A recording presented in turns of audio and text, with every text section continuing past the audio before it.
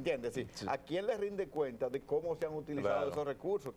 Creo que lo hizo el senador de Santiago. De Santiago, Francisco Domínguez, Brito, lo ha estado haciendo. Sí. Pero Claro. hay una discrecionalidad en el uso Claro, de esos recursos claro. que tú al final no sabes Claro. cómo es que lo han usado. Claro, yo creo que ese es un problema serio, aunque el presidente del Senado ha estado insistiendo que esto ha sido un paso importante de avance en materia de transparencia, porque ustedes recuerdan que con la definición e implementación del barrilito lo que se hizo fue sustituir aquella vieja práctica de las organizaciones no de las gubernamentales, ONG, las fundaciones. de las Ahora fundaciones parece peor, que tenía el Senado, los senadores de la República. Ahora está más transparente.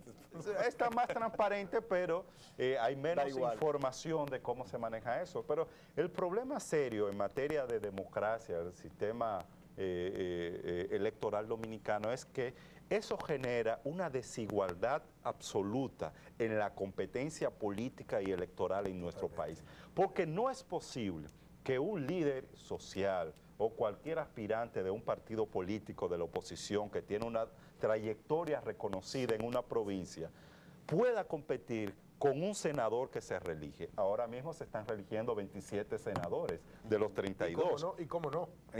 ¿Cómo no? Entonces, ¿cómo un partido que está en la oposición o un candidato que sea de la oposición o que intente llegar o aspirar al cargo lo puede hacer? Esto lo que está diciendo es que, y ese es un problema de la democracia dominicana, es que esta democracia y la competencia electoral está demasiado marcada y definida por el dinero. Y es el que tiene capacidad de movilizar dinero, como en este caso los senadores, por múltiples vías, los que pueden competir con éxito en la campaña electoral. Y eso niega el derecho fundamental de la democracia dominicana, en el sentido de que todos y todas tenemos derecho no solo a elegir, sino a ser elegidos, y hacerlo en condiciones de igualdad y de equidad. Pero no puede haber equidad mientras que los que manejan recursos económicos sean los que tienen mayores posibilidades de llegar al Que se lo poder. asignan a sí mismos. Y se lo asignan a sí mismos. Pero hay otro problema adicional a ese, discúlpame Sí. que te interrumpa, Javier, y es el punto de que la sociedad se ha convertido en una sociedad mercantilista. Así No es. solamente el problema que los senadores tengan un barrilito, el problema es que un montón de gente se mete a los partidos buscando un golpe de gracia, ¿sí? Buscando una oportunidad para hacerse rico sin haber pasado por un centro de estudios, sin haber tenido ninguna formación, sin haber contribuido en nada a la sociedad. Sí, Entonces sí. yo creo que eso es un Claro. problema que no solamente se ve en el Senado, en este caso, estamos hablando de un problema societal, fundamentalmente. Sí, miren, el próximo día 29 de abril se celebra el Día Nacional de la Ética en la República Dominicana.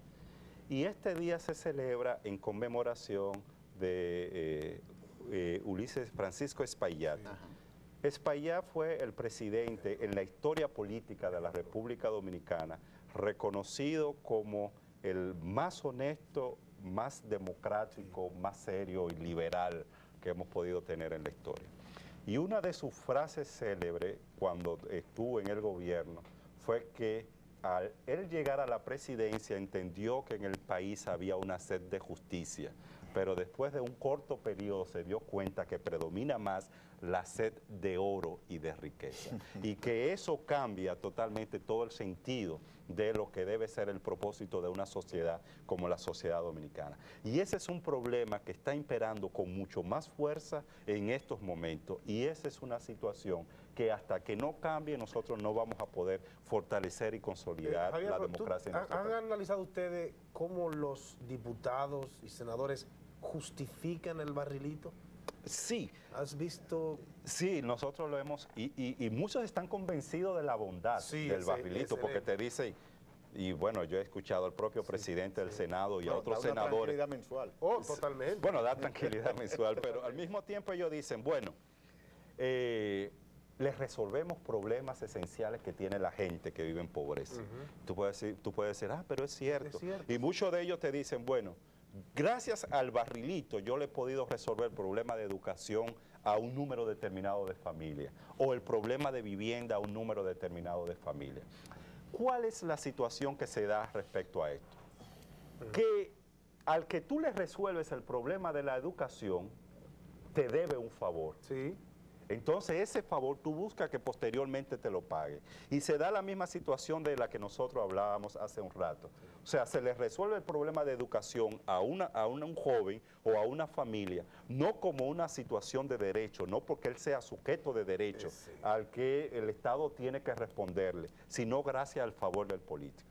A esos mismos políticos, por ejemplo, los que están en el Senado, y en algún momento se le hizo la pregunta a algunos senadores. Si es cierto que ustedes están preocupados por el problema de la educación, ¿cuál fue su posición cuando llegó el presupuesto nacional a ser debatido en el Congreso Nacional y se tuvo que discutir el punto de la educación? Empujaron, discutieron y debatieron ustedes para que se incremente el presupuesto de un 4% a la educación en el país. ¿Cuál es la respuesta de los senadores? No, nosotros hicimos lo que mandó el presidente de la República. Es decir, dejaron de desempeñar su rol, que es el rol de fiscalización y de legislación, para jugar el otro rol, que es de resolver el problema inmediato de la gente, como una práctica clientelar para que la gente tenga que pagárselo en voto posteriormente. Definitivamente. La licencia de los funcionarios públicos. Bueno, hay un problema práctico desde mi punto de vista ahí. Es decir, si el individuo no está en la posición, no puede utilizar los recursos del Estado, por lo cual el individuo no puede salir. Ese es otro de los problemas que, por suerte, dimos un paso de avance, que fue por lo menos publicar la lista de todos aquellos funcionarios públicos que son candidatos que no habían renunciado. No pasa nada. Porque es que la ley no da mayores posibilidades, y eso lo que está planteando es que hagamos reformas. La gente ni la lee la lista. Pero la ley es muy larga, son como 2.000. La ley incluye a los electos y a los designados. No, solo incluye a los que son designados, no electos. Pero ¿qué pasa? Que ese es el problema. La ley dice que está prohibido, pero no hay manera, por ejemplo, de que haya algún tipo de sanción a aquellos que no han cumplido con la ley. Entonces ese es un problema serio. Finalmente, un mensaje para los electores, un mensaje a la ciudadanía, un mensaje a los partidos.